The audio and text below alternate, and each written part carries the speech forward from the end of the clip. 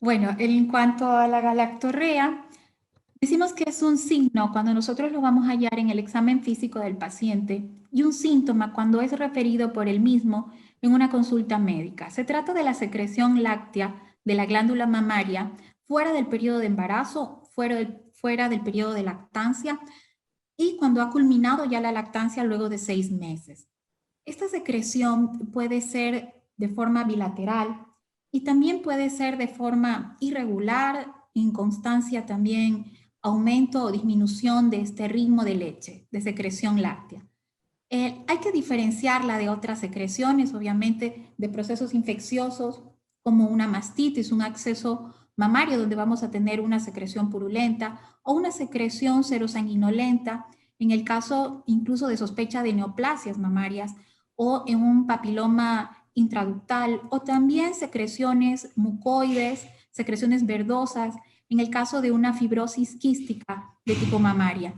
Hay que tranquilizar un poco al paciente, decirle que esto puede ser fisiológico y de una etiología benigna. Se relaciona poco con el cáncer de mama, en un 5 a 12%, incluso hasta en un 1% en los hombres. ¿Qué tan frecuente es la galactorrea? Tiene una incidencia incierta. Lo que sabemos que ocurre generalmente en las mujeres de 20 a 35 años que ya han tenido hijos, pero también la podemos hallar en adultos, en hombres adultos, adolescentes, en niños. Supone el 1% de las consultas ginecológicas en atención primaria. Esto me llamó la atención, es en un dato de España, donde ni siquiera la galactorrea se encontraba entre las 50 primeras causas de atención en medicina general. Lo que sí sabemos que un 40-50% de las mujeres pudieran presentar en algún momento de su vida una galactorrea no relacionada a la lactancia, lo que llamamos una galactorrea idiopática, teniendo menstruaciones normales y teniendo prolactina normal. Eso sí, también una galactorrea en un hombre es altamente sugerente de presentar un tumor hipofisario, un prolactinoma. Entonces, quiero llevarles a pensar que si tienen una galactorrea, lo siguiente a suponer es si existe un aumento de la prolactina, es decir, una hiperprolactinemia. Hablemos de la prevalencia de hiperprolactinemia en relación al síntoma de galactorrea. Las guías nos dicen que si está la galactorrea sola, tienes un 25% de probabilidad que esto sea una hiperprola, es decir, es más probable que sea otra cosa. Pero cuando se asocia a la amenorrea, el famoso síndrome amenorrea galactorrea, sí aumenta más esta frecuencia y tienes un 70% de chance de que sí sea una hiperprolactinemia. Eh, Datos más actualizados nos dicen algo similar en un valor de 75% de hiperprolactinemia. Hablemos de la prolactina, esta es la estructura molecular. Quiero que noten que molecularmente es muy similar a la hormona de crecimiento. La función de la prolactina es para la producción de leche, ayuda al desarrollo de la glándula mamaria y ayuda a la producción de proteínas en el hígado como la caseína y la lactoalbúmina para la misma producción láctea. Si bien la prolactina es un factor de crecimiento estimulante de los leucocitos, no se lo necesita realmente como obligado para una función inmunológica normal, pero se considera un inmunoestimulador. También ejerce un efecto de inhibición de la expresión del gen de la hormona liberadora de gonadotrofina, de la GnRH. Por ahí, por eso el exceso de prolactina va a dar el tema de hipogonadismo. Entonces, también tenemos que saber que la prolactina a nivel de nuestra sangre va a circular en varias isoformas. Tenemos la forma más común, que es la monomérica, que ocurre, que se encuentra hasta en el 85% de nuestra sangre, la biprolactina o dimérica, hasta en un 20% se encuentra en la sangre, y la biprolactina, que se encuentra en un porcentaje muy bajo, menor al 10%, pero el tener elevada esta biprolactina da a una entidad llamada macroprolactina, que vamos a ver un poquito más adelante. Quiero que sepan que el ritmo de la prolactina es a nivel de picos que se dan de 1 a 14 picos por día, es pulsátil. Estos picos pueden estar dados en 60, 90 minutos de duración y puede ocurrir varias veces durante el día, entre cada 2, incluso cada 3 horas. La prolactina va a ampliar su frecuencia durante el sueño, aumenta la producción de prolactina en el sueño y va a disminuir al despertar y tiene una vida media de 14 minutos. Quiero explicarles el eje lactotropo. Nosotros tenemos a nivel del hipotálamo las células infundíbulo-tubulares que van a producir la dopamina. Esta dopamina tiene que cruzar el sistema portal hipotálamo hipofisario y llegar a la pituitaria anterior, es decir, a la adenohipófisis, donde va a actuar sobre los receptores dopaminérgicos que tienen las células lactotropas. Las células lactotropas son las que van a ayudarnos a la secreción de la prolactina. El efecto de la dopamina es un efecto inhibitorio, regula la dopamina, la producción de prolactina, y la prolactina su efecto es directo sobre el tejido mamario, la producción de la leche, como decíamos, y el efecto de la succión va a ser un estímulo positivo a nivel del hipotálamo a través de las vías aferentes espinales. Nosotros tenemos cuáles son nuestros estímulos positivos: la hormona liberadora de tirotrofina, la TRH, la succión, los estrógenos, la hormona liberadora de hormona de crecimiento, la GHRH, también fármacos antagonistas de la dopamina, el BID, la serotonina y su precursor, antihistamínicos, estrés, la disminución de los glucocorticoides. Tenemos varios factores que aumentan la producción de prolactina y la van a disminuir. El inhibidor es la dopamina, los agonistas dopaminérgicos, el GABA y la somatostatina. Entonces, cuando nosotros tenemos una galactorrea en nuestra consulta, quiero que piensen en hiperprolactinemia, mucho más, como repito, si está asociado a una amenorrea. La hiperprolactinemia, deben de saber que es la alteración más común del eje hipotálamo hipofisario y es muy frecuente en las mujeres, y vamos a tener un cuadro clínico asociado a un hipogonadismo, con oligoamenorrea, amenorrea, atraso en la menarca, infertilidad, acné, hirsutismo, dispareunia, osteopenia. Y en el hombre, también, aparte de presentar el ginecomastia, puede tener también el hombre, como decíamos, galactorrea, puede tener los síntomas del hipogonadismo con disminución de la libido, impotencia, infertilidad, osteopenia. La hiperprolactinemia pudiera tener como cuadro clínico ante una masa tumoral, lo que llamamos los síntomas por efecto de masa, la alteración del campo visual, cefalea, pérdida de agudeza visual, alteración de pares craneales, síntomas de déficit de otras hormonas hipofisarias y apoplejía hipofisaria. Entonces, hemos visto que el paciente viene por galactorrea, pensamos en hiperprolactinemia, pero aquí se nos vienen un mundo de cosas. Tenemos que ver causas fisiológicas, causas farmacológicas y al último, las patológicas. Entre las causas fisiológicas, quiero que siempre descarten ante esta sospecha de galactorrea, prolactina alta, bueno, que la paciente no esté embarazada, que no esté todavía en periodo de lactancia. Yo les decía que tienen que esperar 6 meses de terminar la lactancia para decir que esto hay que investigarlo. El tema del estrés, el ejercicio intenso, el ejercicio físico, el sueño, las relaciones sexuales, todo aquello que causa un estímulo mamario va a producir una hiperprolactinemia. En cuanto a las causas farmacológicas, quiero citar este estudio. Es un estudio brasilero muy conocido en relación con hiperprolactinemia, con un N muy importante de 1.234 pacientes.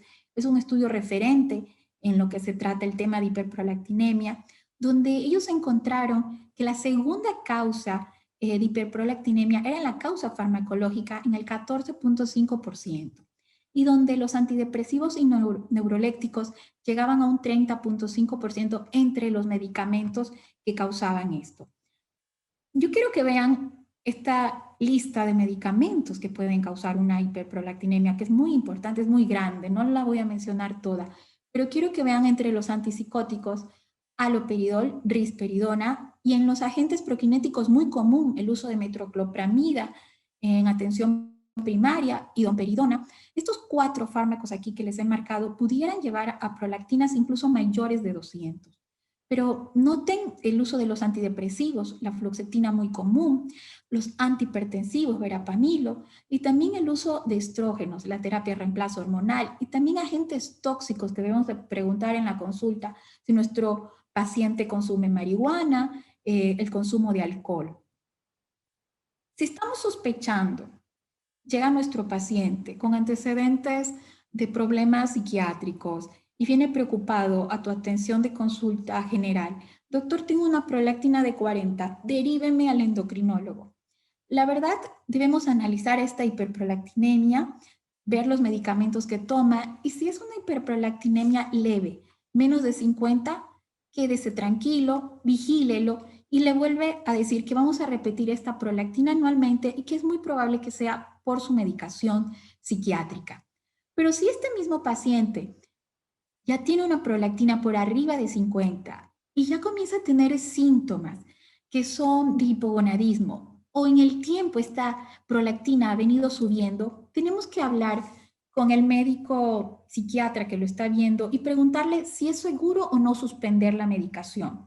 Te dice, no es seguro, es preferible que este paciente se haga una resonancia de hipófisis. Pero si dice sí, es seguro, podemos suspender el fármaco, podemos repetir esa prolactina al tercer, cuarto día de suspendido el fármaco.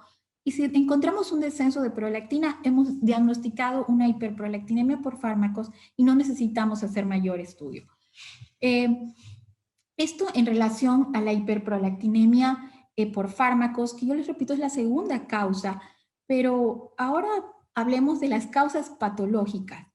Este también se vuelve un mundo de causas. Tenemos muchísimas causas en relación a esta patología, pero quiero que vean entre las causas sistémicas endocrinas el hipotiroidismo primario, la insuficiencia suprarrenal y el síndrome de ovario poliquístico. Noten que está una interrogante al lado, el síndrome de ovario poliquístico, ya vamos a ver por qué. Y también tenemos enfermedades sistémicas no endocrinas, enfermedad renal, lo que es la enfermedad hepática, cirrosis, pseudociesis, ataques de epilepsia.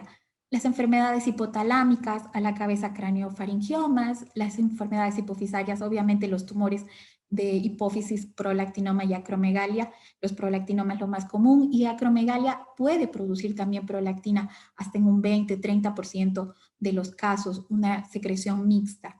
Trastornos del tallo hipofisario, trastornos neurogénicos, todo lo que altere la pared torácica, quemadura, cirugía de mama. Hoy en día, tan común que es esta cirugía de prótesis mamaria, los tatuajes, los piercing, el herpes zóster, todo aquello que lesione nuestra pared torácica puede estimular, acuérdense, por la vía aferente espinal al hipotálamo para aumentar la prolactina.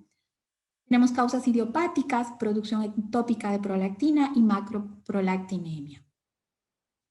Vuelvo a mencionar el estudio brasilero, donde si se ven el cuadro, si se ubican en el cuadro de galactorrea sola, la causa más común de galactorrea sola en las mujeres fue el hipotiroidismo. Si se observa en el cuadro de galactorrea amenorrea, cambia nuestro panorama y más del 50% de los casos resultó que eran masas tumorales hipofisarias, el micro y macroprolactinoma. Tomemos con pinzas este tema del estudio. Les digo que es un estudio muy importante, referente, pero asimismo, por ser un estudio en unidades de tercer nivel, de especialidad, van a tener más derivaciones de casos tumorales. Entonces, tal vez en atención primaria, la primera causa no sea un tumor hipofisario, sino tal vez sea el hipotiroidismo. Pero viendo este estudio, la primera causa de hiperprolactinemia, mayor al 50% de los casos, un 56% de los casos, fueron los tumores hipofisarios, lo más común microprolactinoma. La segunda causa fueron las causas farmacológicas, tercera causa la macroprolactinemia y en cuarto lugar en empate la el hipotiroidismo con los tumores hipofisarios no funcionantes. Entonces, hablemos de la causa más común, que sería un prolactinoma. que se considera uno de los tumores más comunes de hipófisis. Del 40-50% de los tumores hipofisarios son productores de prolactina, con una prevalencia de 60 a 100 por millón. La mayoría, el 90%, van a ser microadenomas.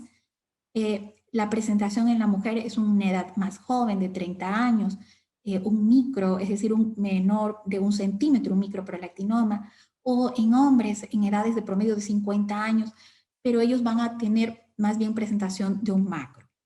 Hay que tener en cuenta otras entidades clínicas como la neoplasia endocrina tipo 1 y los tumores familiares hipofisarios. Esto es una resonancia nuclear magnética de hipófisis simple y con contraste. Esto es totalmente normal. Vemos el quiasma óptico, el tallo hipofisario, hipófisis, seno cavernoso y el seno esfenoidal. Aquí con la tensión hiperintensa del contraste. Este es el corte sagital, donde vamos a ver, no me parece bien, la adenohipófisis, la hipófisis anterior, la neurohipófisis hiperintensa. Acá les presento el quiasma óptico y el tallo hipofisario. Me aparece un cuadrito, déjame ver. Y este es el microadenoma. El microadenoma hipofisario, esta pequeña lesión en el cuadro B, que en este caso fue levemente hiperintensa. Realmente los microadenomas hipofisarios son hipointensos a la presentación del contraste. Este es un macroadenoma hipofisario. Como ven, invade toda la zona supracelular, desplaza el quiasma óptico, invade el seno cavernoso. Y decíamos también como tercera causa la macroprolactina.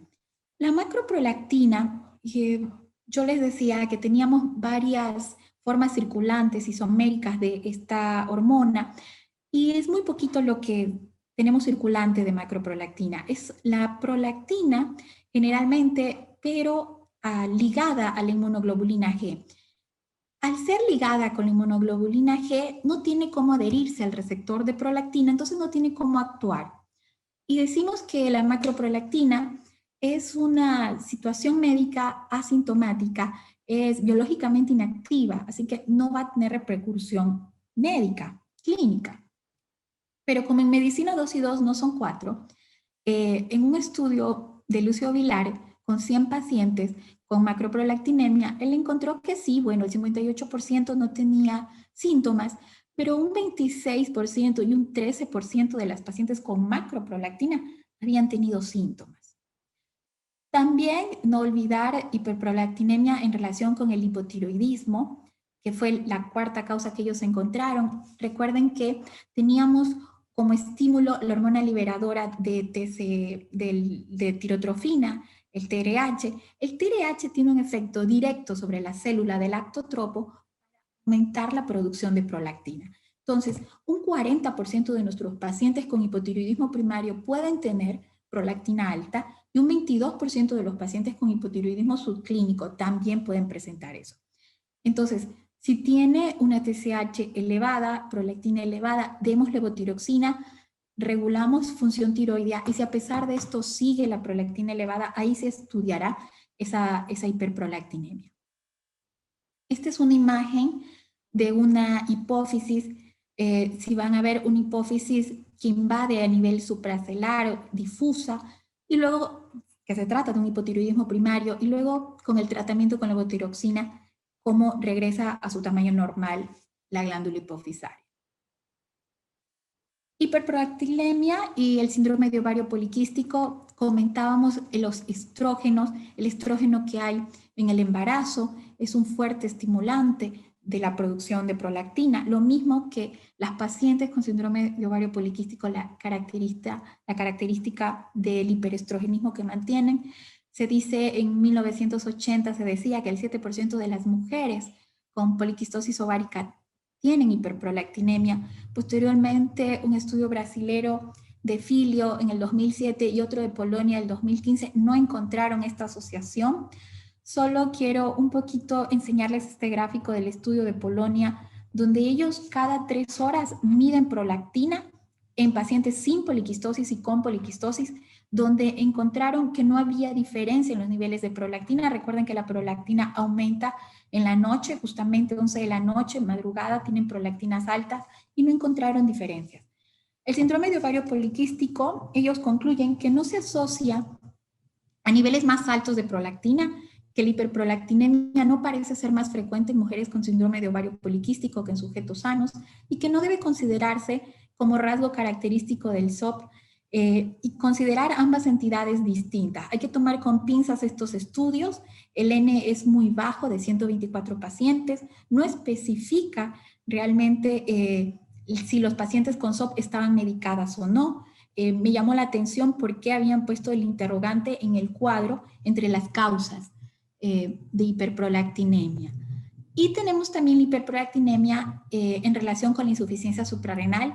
Los glucocorticoides son importantes en la inhibición del gen y síntesis de prolactina.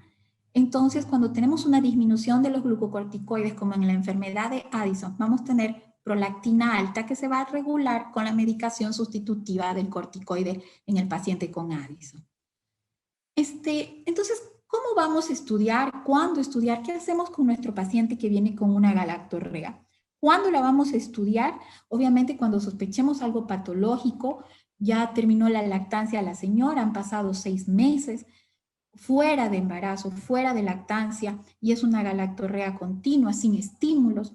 También hay que tener en cuenta los síntomas de hipogonadismo asociados, en particular, acuérdense, galactorrea, amenorrea, nos llama la atención.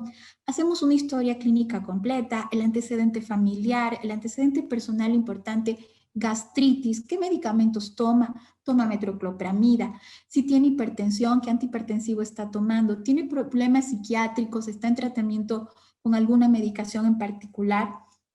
El examen físico nos vamos a orientar a revisar toda lesión a nivel torácico, si recién se hizo una cirugía mamaria, si tiene tatuajes, piercing, si tuvo herpes zóster.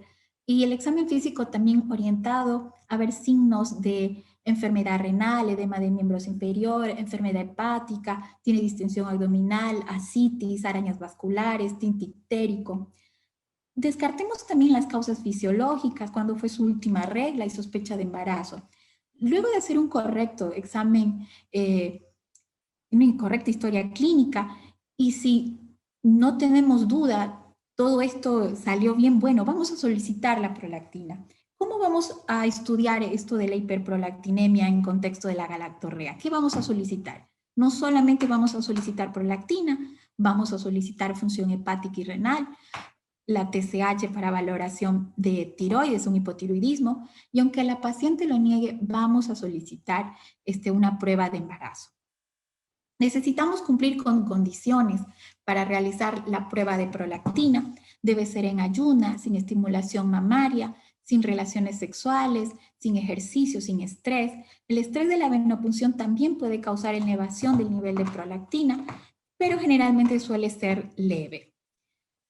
Un nivel de prolactina debe de ser confirmado al menos una vez, salvo que los niveles de prolactina sean claramente elevados, es decir, con un solo medición no nos conformamos, debe de ser realizado en forma adecuada, salvo que sea muy alto. Cuando hablamos de los valores de hiperprolactinemia y su causa, yo quiero que vean que los valores de prolactina por arriba de 100 y 200 como que claramente nos apunta a pensar en una masa hipofisaria, pero de 25 a 100 es como puede ser muchas cosas. Entonces, si mi paciente tiene más de, ya le pedí, le hice la prolactina, se la pedí, tengo 2 prolactinas, es más de 250, sí, pienso en un macroprolactinoma y descarto que no esté tomando alguna de esta medicación, risperidona, loperidol, metoclopramida, domperidona, que puede subirme la prolactina hasta más de 200. Y si tiene entre 100 y 250, puedo pensar en un microprolactinoma, pero recuerden que un 25% de los microprolactinomas sí puede tener menos de 100 de prolactina, y entre 25 y 100 pueden ser causas secundarias, lo más frecuente, macroprolactinemia y los adenomas no funcionantes por desconexión del tallo. ¿Cuándo solicitar una resonancia de hipófisis? Para solicitarla, yo sí sugiero que la solicitud de una resonancia de hipófisis simple y con contraste con gadolinio sea realizada por el médico especialista. Pero en todo caso, si nos sentimos con un paciente galactorrea, menorrea, síntomas de hipogonadismo, dolor de cabeza, trastorno visual y tenemos 2 prolactinas por arriba de 100, lo podemos pedir. Pidamos una resonancia, pero recuerden siempre descartar causas fisiológicas, embarazo a la cabeza, enfermedades sistémicas endocrinas, hipotiroidismo, síndrome de ovario poliquístico, insuficiencia suprarrenal, causas no endocrinas, enfermedad renal, enfermedad hepática, causas farmacológicas. Pidamos siempre, como les repito, con la seguridad de una prolactina por arriba de 100 o cuando nuestro paciente tenga síntomas de efecto de masa. ¿Por qué motivo esto? Porque el 10% de la población adulta presenta lo que llamamos un incidentaloma hipofisario cuando se somete a estudios de imágenes por cefalea u otros problemas neurológicos. Y después no sabemos qué tenemos en estas resonancias y estamos con las dudas. Entonces, es importante este detalle. Esto es para que ustedes vean lo fácil que es manejar hiperprolactinemia. No, la verdad es un cuadro muy complejo, no es una entidad clínica fácil. Les resumo un poquito como médicos de atención primaria lo que deberíamos hacer o deberíamos tener en cuenta. Tener por lo menos 2 muestras de prolactina, descartar causas fisiológicas, farmacológicas, secundarias. Pedimos la resonancia si tenemos los medios y la disposición y nos sentimos seguros que vamos a encontrar algo. Y si sale normal, vamos a tener 2 situaciones médicas, la hiperprolactinemia idiopática y la macroprolactina. Si encuentras una masa, derívalo a endocrinología. Si es un macroprolactinoma, recibirá seguro tratamiento. Si es un microprolactinoma, dependerá según el caso recibir o no tratamiento. Si la resonancia es normal, aquí también va a merecer la derivación a endocrinología porque estamos ante estas 2 entidades. El tratamiento, como repito, va a ser de acuerdo a la causa, la edad clínica del paciente. Esto es el escenario clínico que nos podemos encontrar. Recuerden que el macroprolactinoma siempre se va a medicar con agonistas dopaminérgicos como cabergolina, bromocriptina. El microprola va a depender, la mayoría no va a progresar, no va a crecer a un macro. La normalización de prolactina también en los microadenomas, en el 30% de los casos se va a normalizar. En menopausia no se medica un microprolactinoma, salvo que el paciente quiera fertilidad, tenga síntomas de hipogonadismo, lo vamos a medicar. Si todo lo tiene amenorrea, le podemos dar incluso estrógeno. La macroprolactina no medicamos y la hiperprolactinemia idiopática, salvo que tenga síntomas, la medicamos. Como conclusión, quiero decirles que la galactorrea es un síntoma frecuente de hiperprolactinemia, sola en un 25% de los casos. Vamos a tener mucho en cuenta si está asociada con amenorrea, que aumenta hasta un 70-75% la presencia de un hiperprola. La galactorrea en el hombre es muy sugestivo de un prolactinoma. Es importante tener más de un valor de prolactina. Recuerden realizar estas prolactinas con condiciones adecuadas para la venopunción. Si bien los estudios indican que la causa principal de hiperprolactinemia cuando estamos ante un síndrome galactorrea-menorrea son los prolactinomas, en más del 50% de los casos, previo a solicitar una resonancia siempre deben de descartarse otras causas, embarazo, hipotiroidismo, farmacológicas, insuficiencia renal y hepática. La hiperprolactinemia realmente es un desafío clínico ante la presencia de casos de macroprolactina. Recuerden que la macroprolactina es la tercera causa en este estudio, muy importante. Incluso esta macroprolactina que decimos que es biológicamente inactiva también puede dar problemas de síntomas en un 40% de los casos. Se sugiere que sea el médico especialista endocrinólogo quien solicite imágenes hipofisarias, sobre todo en aquellos valores de prolactina entre 25 a 100 para su mejor interpretación.